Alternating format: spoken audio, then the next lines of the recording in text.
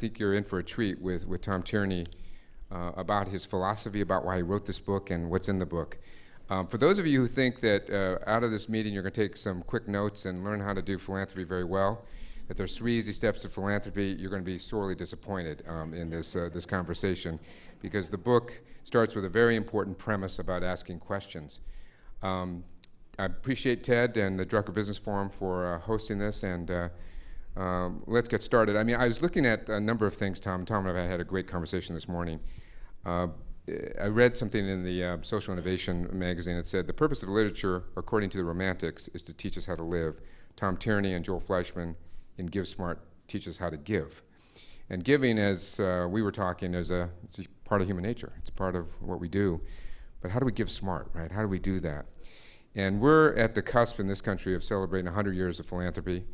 CCF, the California Community Foundation, is 97 years old. And we're talking about what the Carnegies started and the Rockefellers. And as Ted alluded to, philanthropy may be one of the only growth industries right now. I mean, it is growing at an astronomical rate. It really is. And when you look at what's going on, Fidelity Charitable is having its record year, and it's only been 1 quarter. They are on their way to do maybe $2 billion this year. They only have $5 billion in assets in terms of contributions. There have been more private foundations and nonprofits started during the last 5 years, all the way through the recession. The Giving Pledge for billionaires and other extremely wealthy humans was launched. Foundation Source, which maybe some of you have never even heard of, is a for-profit online entity that creates impulse foundations. 1,000 foundations created since 2003 and $5 billion in assets. So this is going all the way through 2008. And lastly is just for the California Community Foundation, LA's foundation.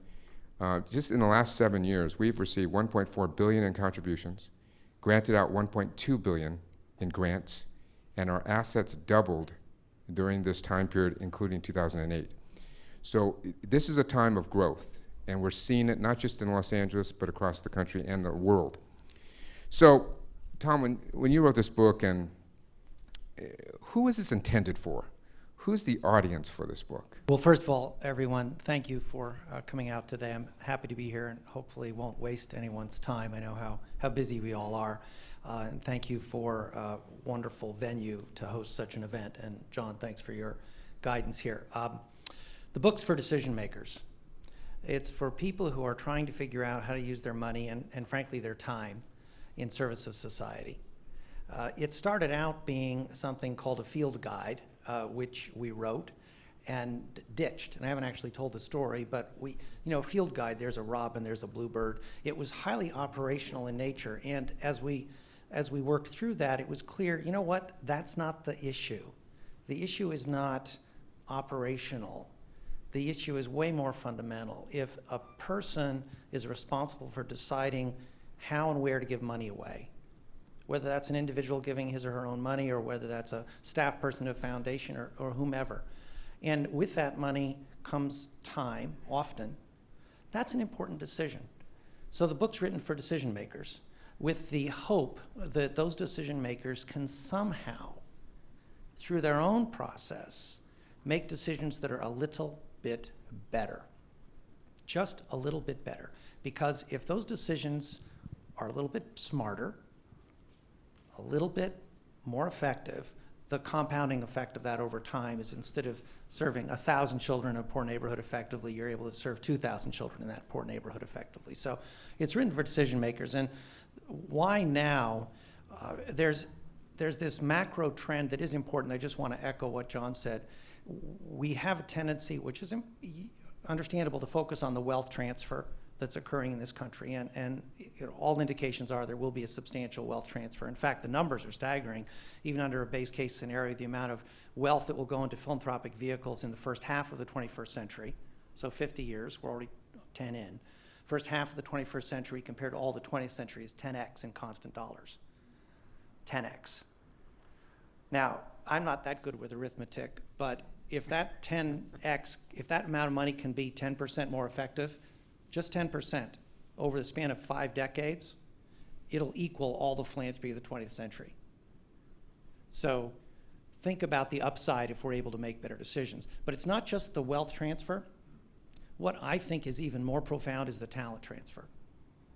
It's the people that are involved. When Teach for America receives 48,000 applicants for 5,000 positions from top schools for kids who want to take a low-paying job in an inner-city school, what's going on? I mean, Bridgespan's receiving a couple hundred applicants for every entry-level position. What's going on when people in their 40s and 50s say, you know what, I had enough of my career, I want to serve society? What's going on when people are pursuing encore careers? You know, what's going on when people as skillful as a Pierre Omidyar or Pierre and Pam or a Bill and Melinda Gates leave their day jobs in their prime and devote what hopefully will be decades in service of society? It's that talent transfer that gives the wealth transfer the opportunity for impact. And the third major dynamic of this era is the knowledge and innovation that's occurring. So ideas about how to generate impact are more prevalent, are more accessible than ever before. Forums like this wouldn't have existed 20 years ago.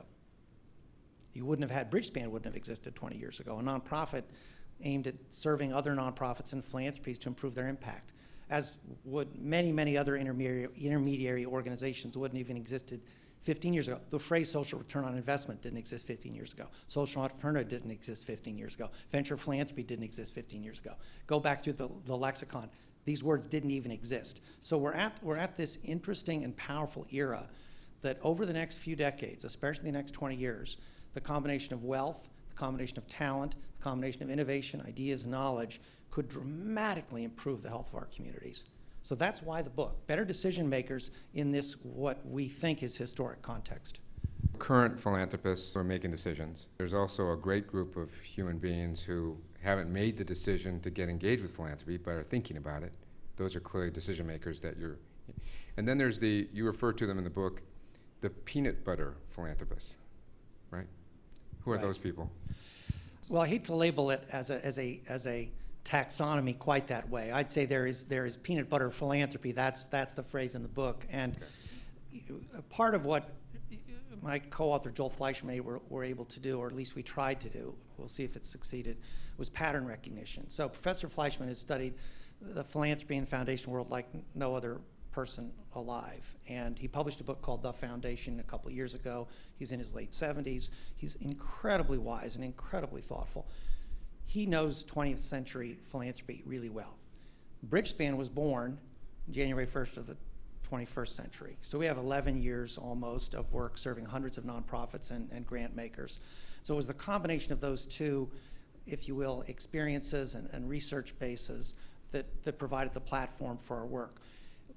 The idea of peanut butter philanthropy is born out of some pattern recognition that we don't talk about pattern recognition in the book, but in fact that's what it is. And the pattern is this, and this is a little bit of a life lesson. If you want to do something well, it generally requires doing fewer things for a longer period of time. I mean, if you want to play a sport, I'm not an athlete, I can barely walk, but I understand that it's better to concentrate on one sport than try to be good at 9 sports, right? It's true of anything. It's true of art. If you want to become really effective at something, don't try to do too many things. And what we see in philanthropy oftentimes is the absence of being able to confront tough questions and make decisions about what they really care about or where they're going to work and not work leads to peanut butter philanthropy. You're responding to this, and you end up giving a little bit of money here and investing a little bit of time, a little bit of money there, and all of that's nice to do.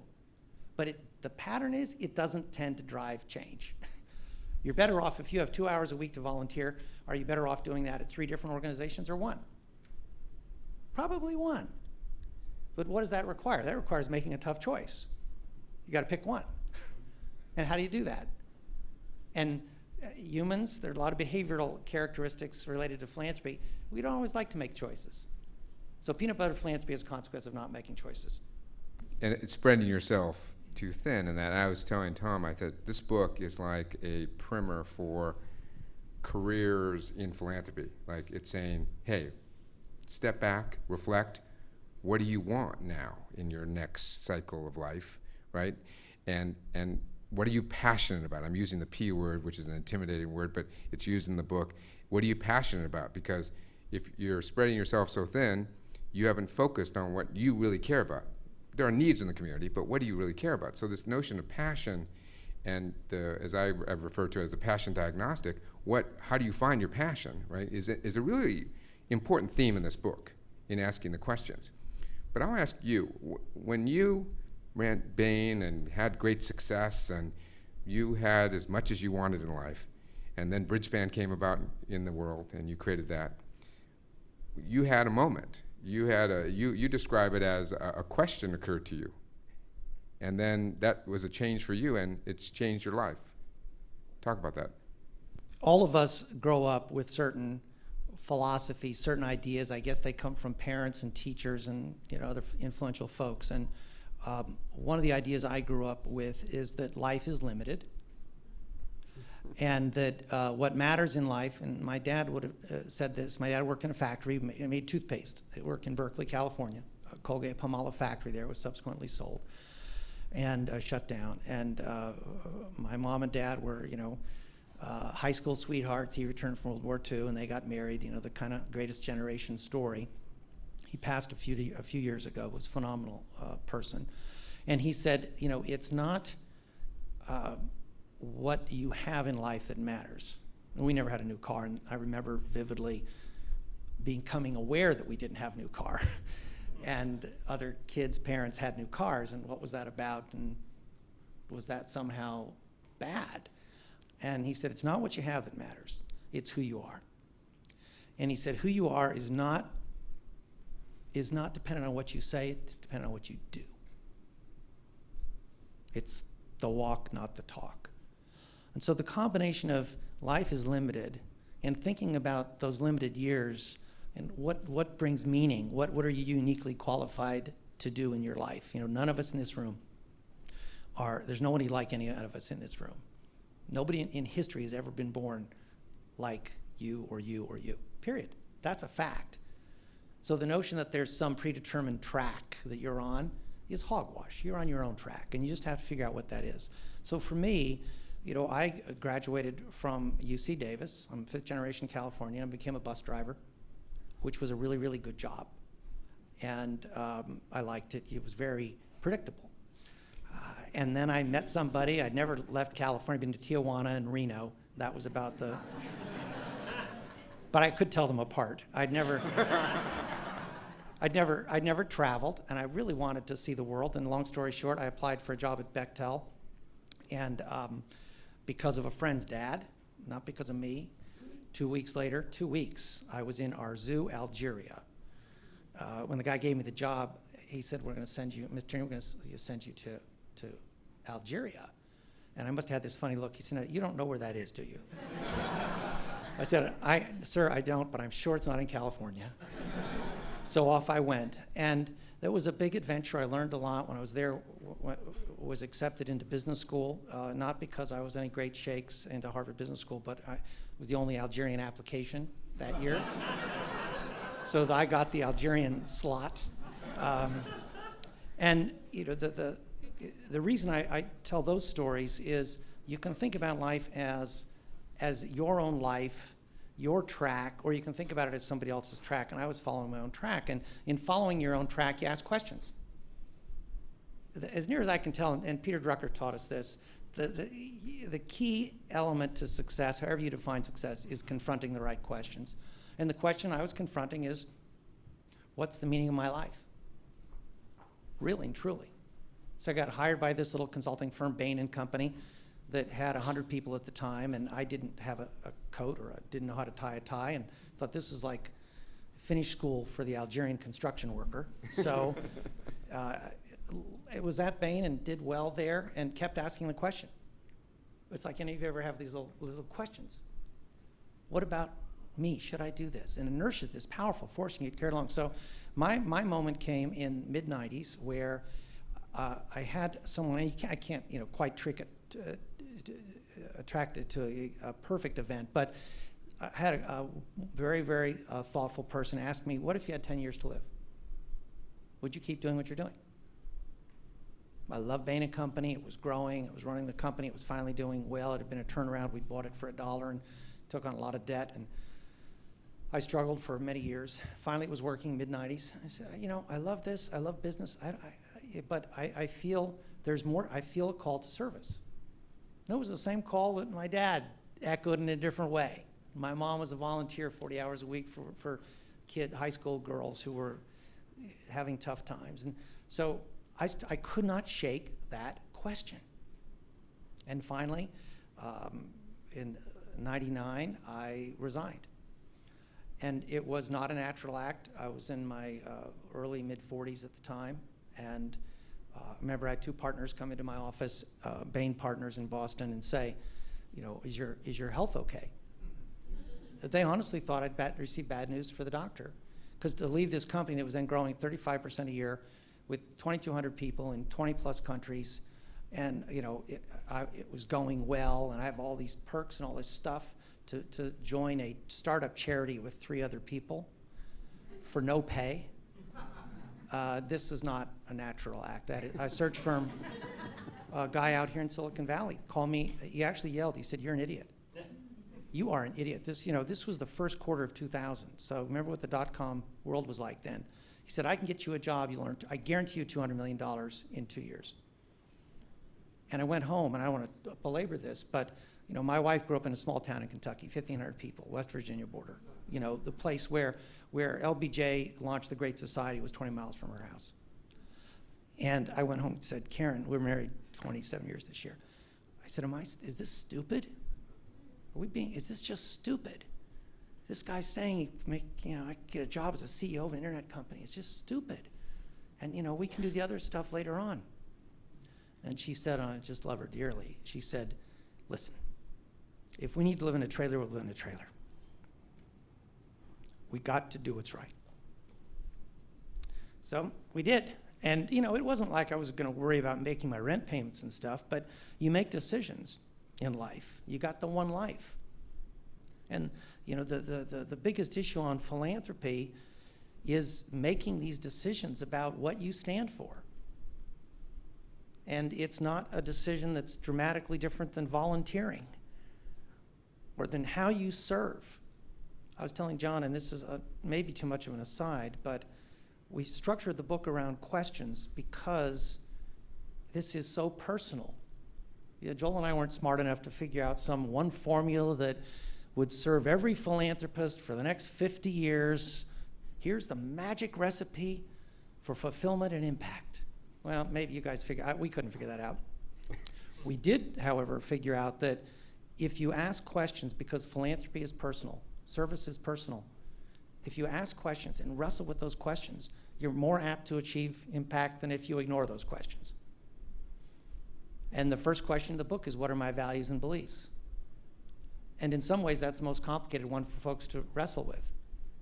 Because if you're not grounded in what you care about, and you're not grounded in the trade-offs you want to make, everything else sort of, it's hard to measure up. It's hard to succeed if you actually don't know. I had a conversation, the book's generated a fair amount of response, and you get these random phone calls, and 2 weeks ago it was a random phone call from a hedge fund person. I'm sure was a wonderful man.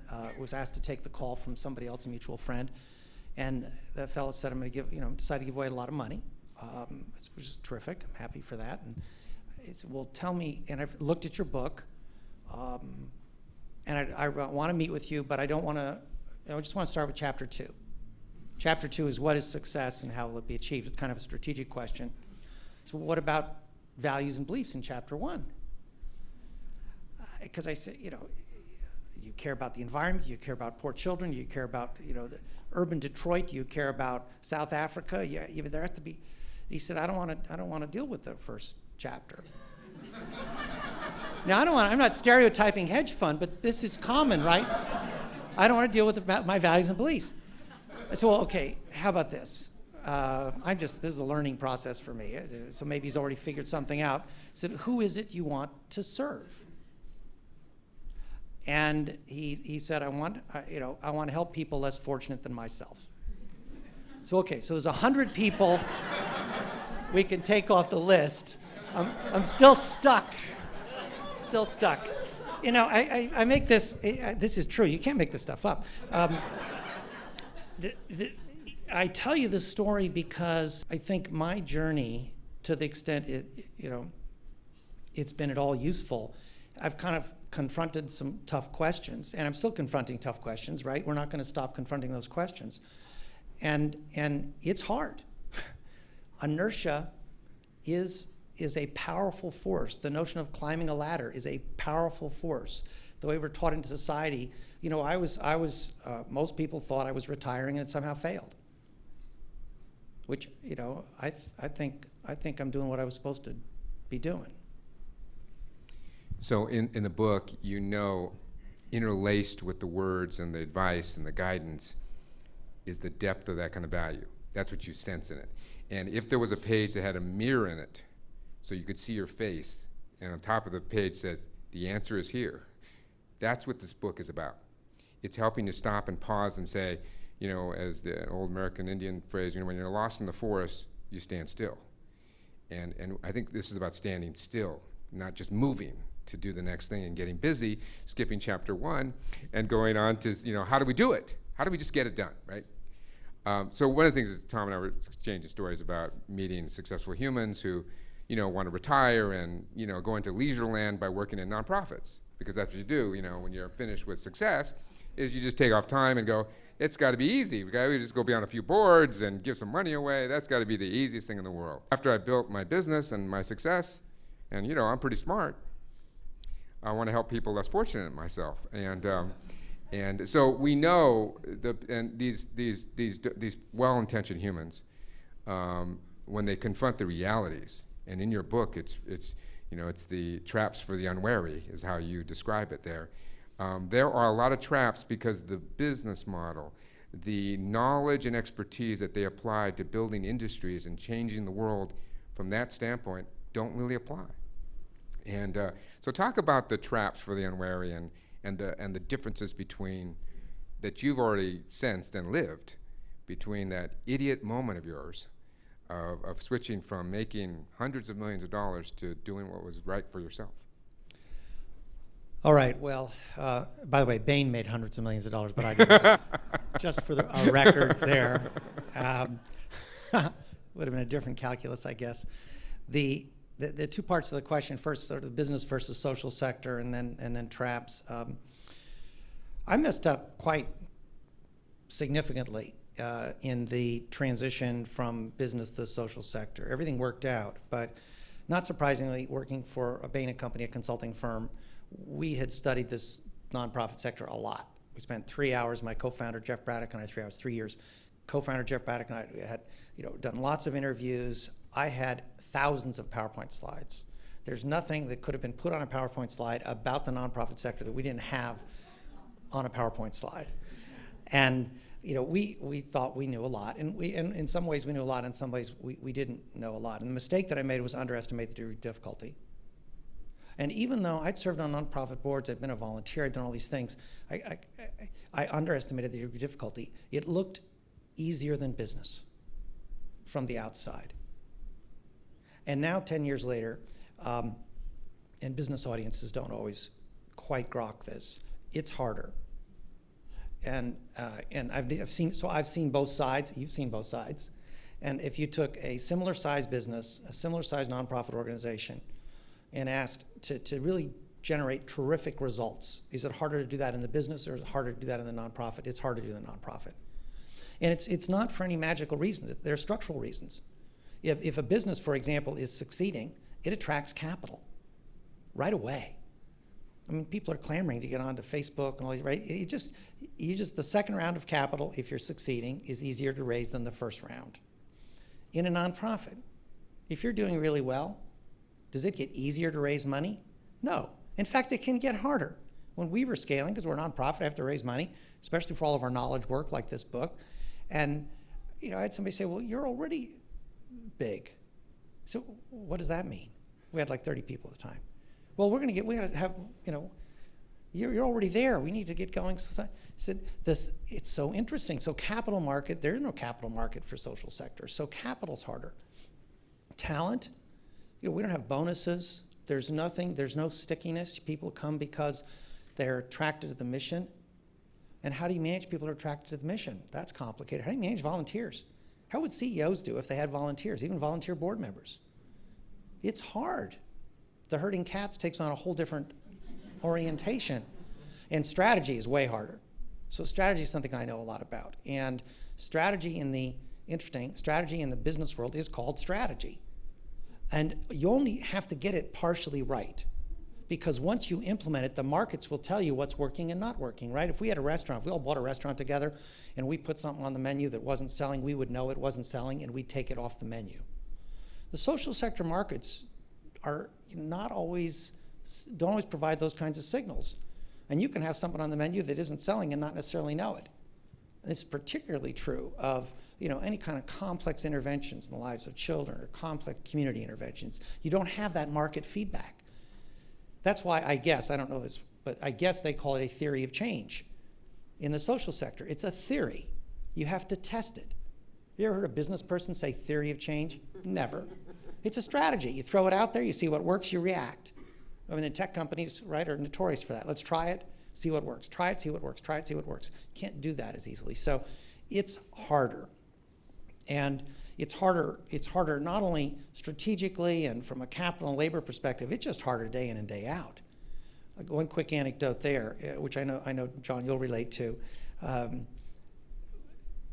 Bridgespan began an executive search business about 7-8 years ago because we're serving, by and large, smaller nonprofits, meaning maybe 3 to 30 million, so not really small, but medium size to large. And all of them serve disadvantaged populations. So we're working with organizations that are disadvantaged populations and discovered that they were having a hard time finding talent. Even search firms wouldn't work with them. They need a CFO. The search firm doesn't make any money in that kind of a search. So there was market failure. So just like there was for consulting services, we started an executive search firm. And now we've grown that quite a bit. About half the searches are for our clients. Why is that important? This one guy's interviewing for a job to be a CEO of a nonprofit, and he was a business guy. And he got to the final round, and they showed him the books, so you really see all the books. And he came out of the meeting and said, "My God, Tom, they only have 4 months of cash." And the chairman said, "And we've never had that much cash." Isn't it great? So this bridge, we call bridgers between the business and the nonprofit world. You can bridge from government into the social sector. It's a big bridge. Now, what does that all mean? The traps for the unwary. The traps for the unwary are in the context of philanthropy, and they're traps philanthropists seem to fall in with quite some frequency. And they don't have to fall into the traps. They're avoidable traps. There are structural problems with philanthropy, the kinds I was just describing. It's hard to get results in the social sector. It's harder to change lives than make widgets. It just is harder. That said, these traps are avoidable. What are they? Number one, fuzzy thinking or wishful thinking. This happens with strategies all the time. You'll see, what's an illustration? That New Yorker cartoon, whiteboard, professorial Einstein-looking guy with a pointer, his colleagues there, all these equations, physics kinds of equations on the board. He's pointing and says, "And here, a miracle occurs." Lots of strategies require miracles. They might have lots of charts and graphs, but probably they have a mission statement and an annual budget, and what's connecting those two is a little bit fuzzy. And philanthropists fall into this trap all the time because for whatever reason, they underestimate the degree of difficulty. They kind of get wishful thinking disease. The second trap, which again we see frequently with philanthropists, and is we'll call it flying solo. Most of the things you do in the business world, the success is individual. At least it feels like it's individual. The team doesn't get promoted, Joe gets promoted, right? The bonus goes to Mary, it doesn't go to everybody. So there's an individual competitive nature that is perfectly understandable. You succeed in business by competing. You succeed in the social sector by collaborating. And flying solo is not the path to greatness. Philanthropists don't do anything on their own. Yogi Berra Yogi Berra and Einstein, my two idols. Yogi Berra said, when you give it away, you don't have it anymore. And philanthropists think they give it away and they own the nonprofit. They don't own the nonprofit. They gave it to the nonprofit. They can exert influence. And so this flying solo issue gets tangled up in how donors work with nonprofits, which is something we might want to get into. It gets tangled up, but anyhow, flying solo is a trap.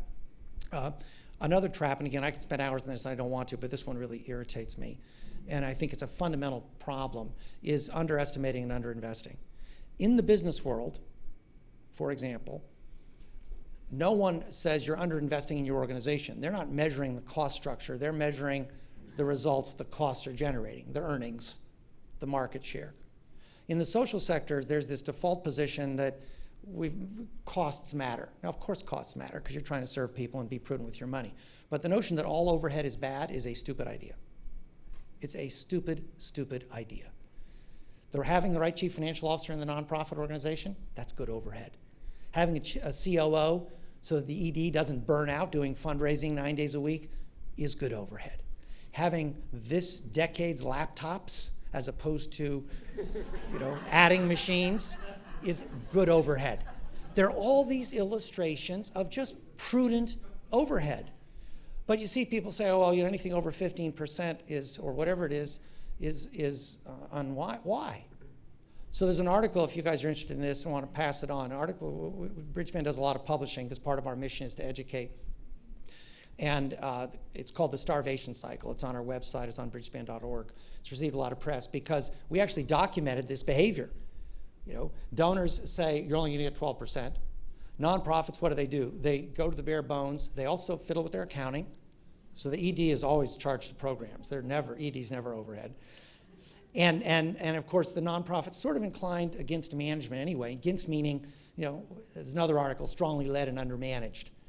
Because most of the people running nonprofits are not management types. I had one guy tell me once, I don't want to spend a nickel on administrivia. So what do you mean? All that people stuff and system stuff and I just want to help the kids.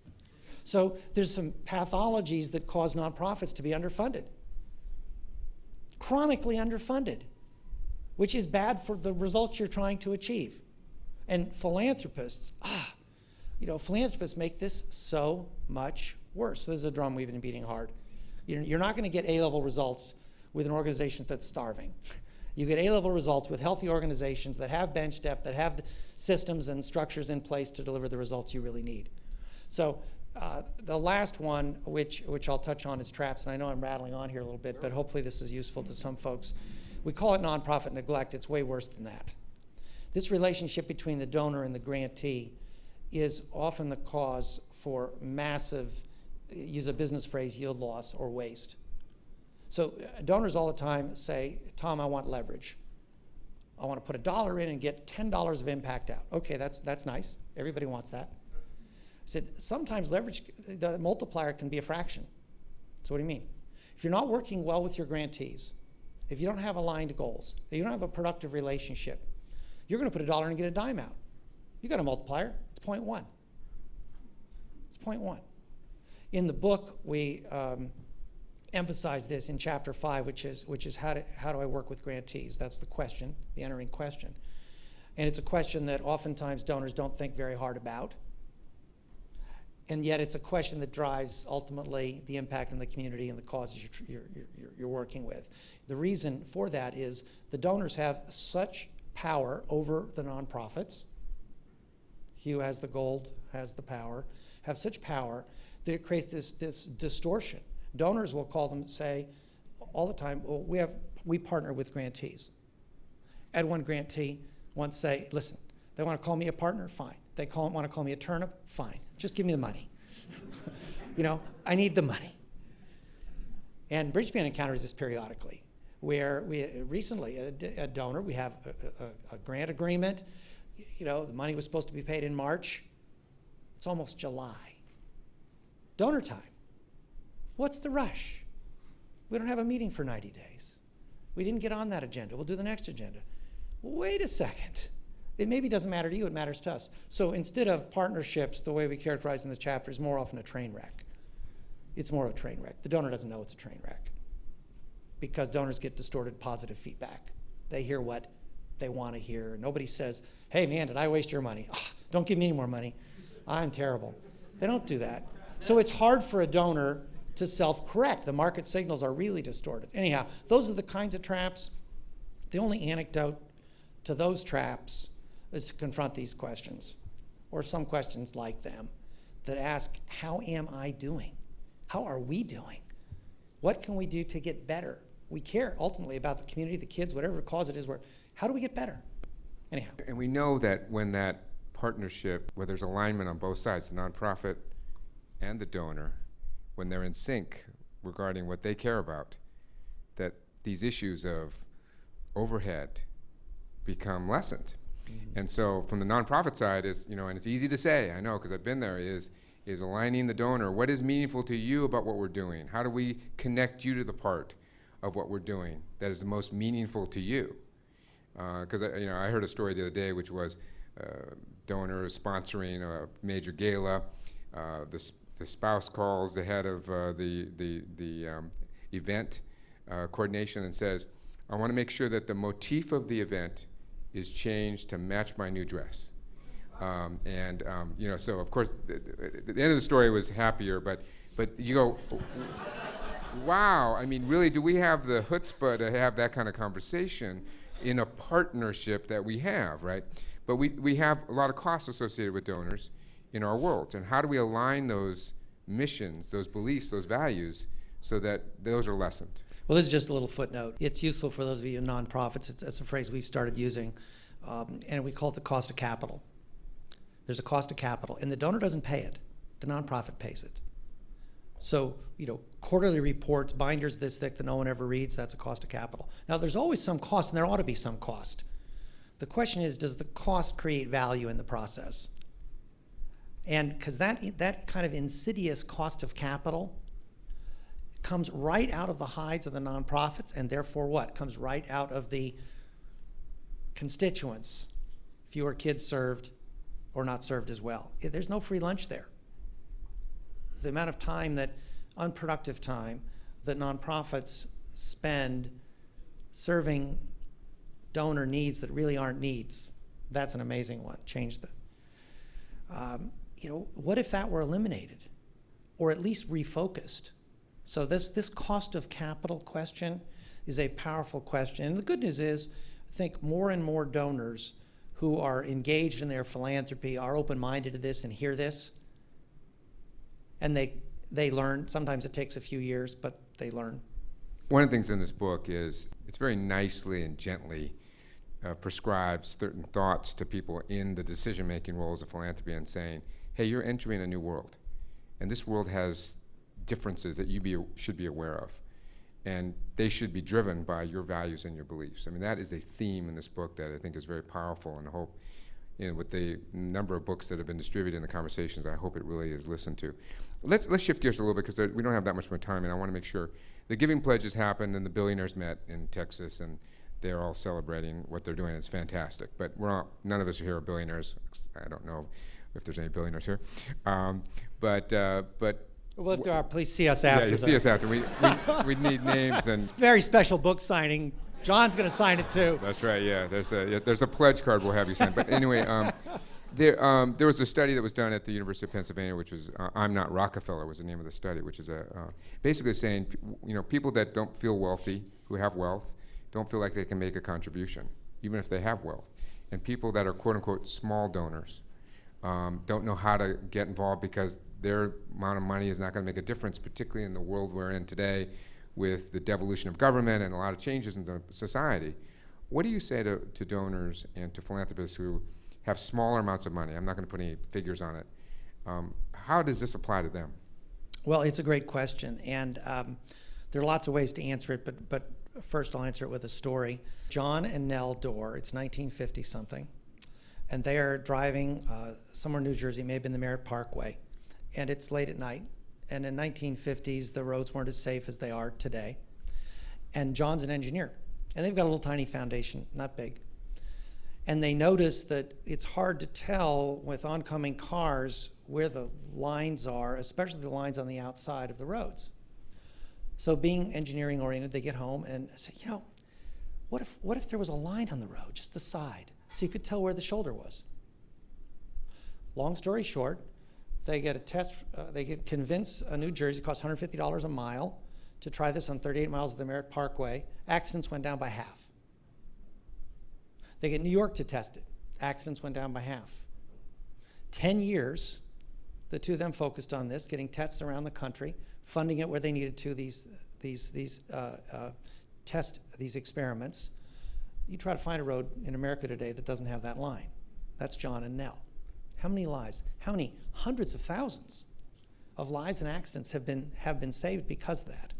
So that's, you know, fewer, bigger, longer. Do fewer things in a more significant way for a longer period of time. That's a path, seems to be a pattern, a path to impact. Another element of that is it wasn't about the money. It was actually about the time. Joel Fleischman and I, my co-author, had quite a few, a couple 300 examples that we crafted. Some were from his prior work, some were from Bridgespan's work, some were from other stories that we generated during the research for the book. And the examples were at an initiative level, so like John and Neldor. They weren't at, here's Joe Philanthropist, isn't he great? They weren't foundation specific. They were in fact a specific initiative. KIPP Academy, you know, Don and Doris Fisher, and how that got going. You know, one of the other patterns that was consistent across many of those examples, about 100 made it into the book, the rest didn't, was the impact almost always was not driven by the money. It was driven by the time. You know, now Don and Doris Fisher put in $50 million, I think, to the first round of KIPP Academy funding. That was a huge amount of money. That alone didn't do it. It was their persistence for year after year, going to the schools, talking to other people, Eli Broad down here and the Waltons and others, and saying, this is it, you've got to support this. You know, if you think about our communities, if money alone would solve problems, we'd have fewer problems. It's not that easy. It's just not that easy. It's time and influence matter at least as much as money. So what I'd say is whether you're billionaires or you know, just have small amounts of money, how you spend your time, what causes you decide to serve, what people you decide to serve are hugely important. You know, I was interviewed for NPR, a station in Texas, and this lady came on, it was the last question, and she was clearly an elderly lady. And she said, Mr. Tierney, I only can give $25 a month. Does that matter? You go, huh. I said, yes, it matters. Because there's some organization out there that needs that $25. And by the way, it's unrestricted. So yes, it all matters. America was born in a spirit of, I call it, doing your share and then some. And you know, what if all of us did that? We just did our share and then a little bit more. And not just the people with tons of money, but the people that have time to volunteer to mentor a child. We did our share and then some. So that's what I say, whatever your means, if you can do your share and then some during your lifetime, we're all going to be better off and you're probably going to be happier. Well, that's a fitting, I think, conclusion to this part of the session.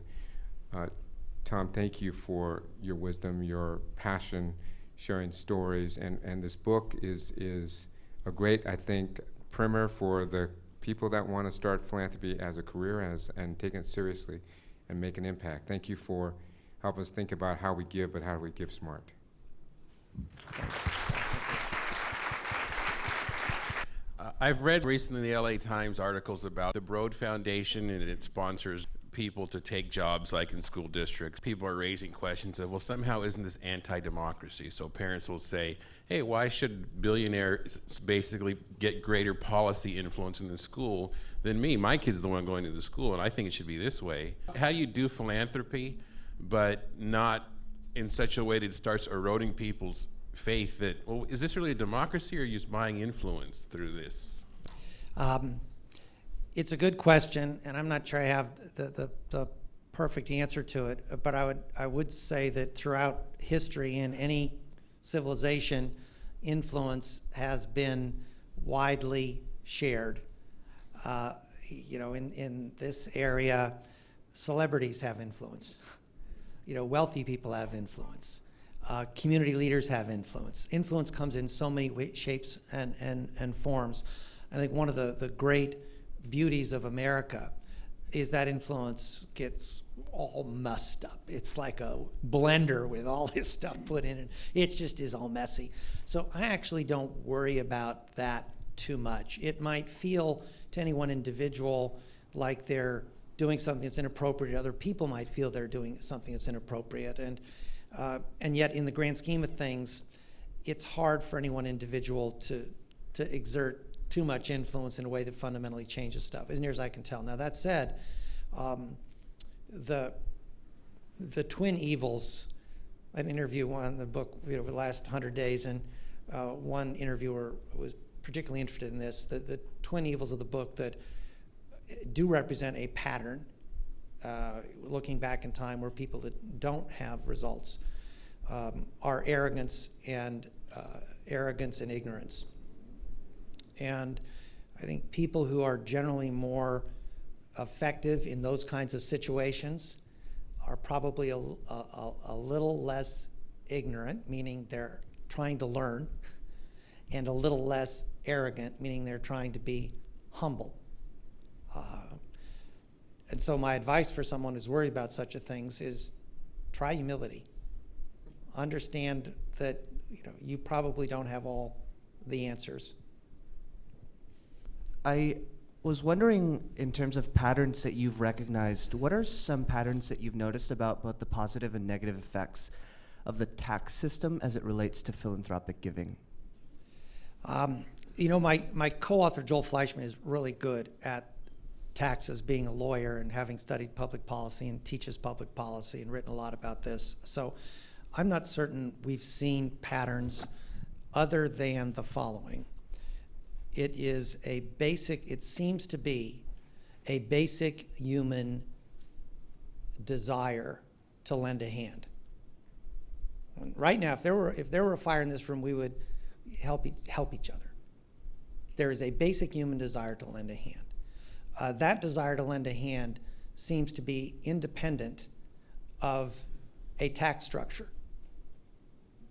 Now, that doesn't mean at the margin philanthropy isn't influenced by taxes. I'm sure philanthropy is influenced by tax planning. That said, the basic human desire to serve others, to be helpful, that's kind of not about me, is prevalent.